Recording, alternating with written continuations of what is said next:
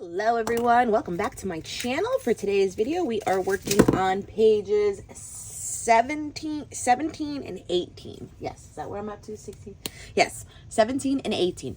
We are going to do a story about cookie baking, and we're going to do a story about going to see some twinkle lights at a park that's nearby that you kind of drive through your car and you can stare out the windows and drive like 2 miles an hour and stare at all the lights. But of course, the actual photos from this night came out like so terrible, but 4 of them are decent. So I made like a little collage that we're going to cut up. But yeah, I never know how to take pictures at night to see the lights. So that's always a bummer. And so what we're using, so I'm going to make an acetate sheet for story 17 with that Trader Joe's card. I know I had previously said I was going to do like a trifold with this one and kind of make it all intricate, but I decided against it. So we're going to make it on acetate so that it stands alone, and back it with some pattern paper because it's a 5x7 and have a cookie photo. And then inside will be, these are going to be both very simple.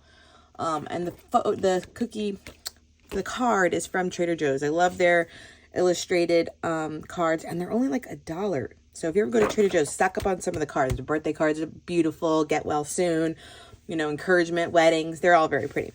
And then we're going to use this side of this, and we're going to use one of the tags. You know how I said I was disappointed about the tags? We're going to use it since I did, in fact, see twinkle lights since the last video.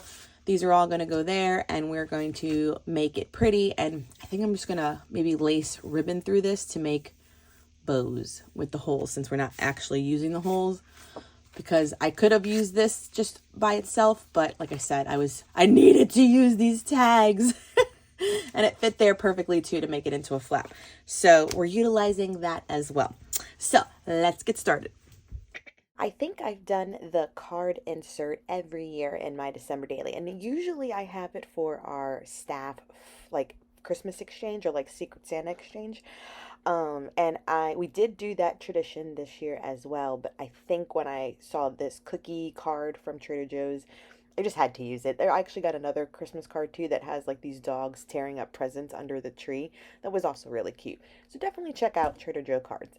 So here, since the photo was going to be a little bit towards the top, I needed something else decorative on top, and I thought this gold detailed washi would do the trick, or pattern paper would have worked out well as well. So this was like the before photo of like making them. And the thing was, at this point, if you've been following me also, you know that my daughter had the flu for like a week, and this is definitely a flu day.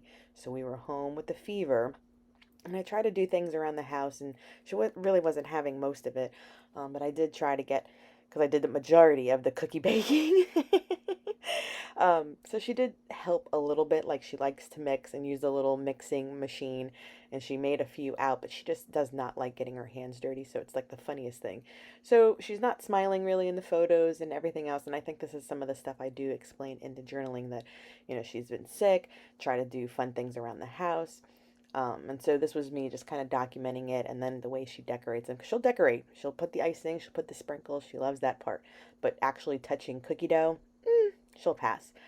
So here I am just trying to figure out what kind of number to use. I'm fidgeting with this, like a wood veneer star. I was auditioning a few other like fonts, but I got kind of frustrated there, and I was like, I'll come back to it. Let's just move on. So the day we went to go see the twinkle lights, so then this, let me see, I'm trying to get the timeline right. So when we made the cookies, that was during the flu.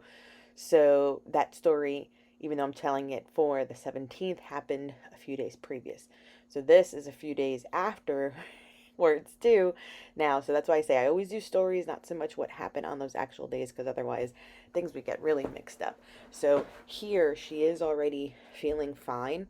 And the photo on the front is pajama day that morning, you know, at school. Because, of course, I buy more than one set of pajamas for the holidays.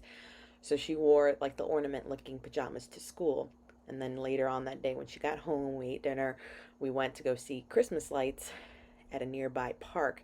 And we put on our other set of pajamas. So that's the whole story, too, is that we wore our jammies. These are 2 hats I picked up at Walmart. One's a gingerbread hat, and one's a snowman. Oh, no, and one is Santa. And I've been rocking that hat all month. I loved it. And we put on our jammies, and then we went to this drive-through Christmas light display that's up every year. And I think they add to it every year as well. But it was fun. We did it in our jammies.